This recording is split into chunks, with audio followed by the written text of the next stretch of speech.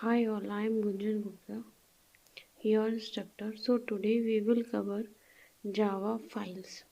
So let's get started. Okay. So file handling is very important. Okay. So we have several methods to create, reading, updating, and deleting the file. Java file handling. The file class from Java IO means input output package, allow us to work with file. To use the files class, create an object of a class and specify the file name or directory name. Import Java IO file. This is the import we have to do. Okay. Then file, creating the object of file, new file, and this is the file name how we specify. Okay. So these some methods are there. So can read boolean, test whether the file is readable or not. Can write, test the file is writable or not.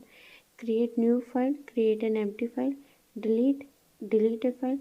Exist, test whether the file exists. Get name, returns the name of the file. Get absolute path, return the absolute path name of the file. Length, return the size of the file in bytes. List, return an array of the file in the directory. Empty directory, create a directory. Okay. So we will in the next lecture we will go through the write or create or write file. Okay. So please go through this of Java file handling, and if you have any question please comment.